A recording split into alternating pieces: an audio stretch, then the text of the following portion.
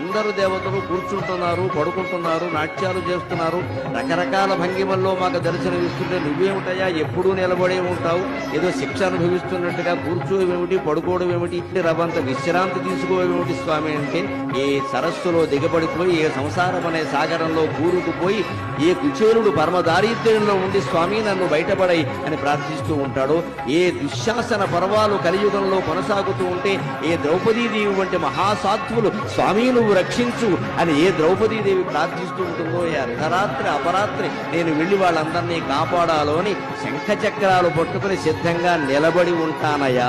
పడుకుంటే లేచి బయలుదేరడం కష్టం కదా, ఎవరికైనా దేవుడికైనా. ఎవరో మేలుకొలుపు పాడాలి, సుప్రభాతం పాడాలి, లేవాలి, బయలుదేరాలి. అంతకంటే నిలబడి సిద్ధంగా ఆయుధాలతో సహా ఉంటే వెళ్ళి కాపాడొచ్చును కదా అని నిలబడి ఉంటానయ్యా అనే సమాధానాన్ని స్వామి నా మనస్సులో స్ఫురింపజేశారు శ్రీ వెంకటేశ్వర.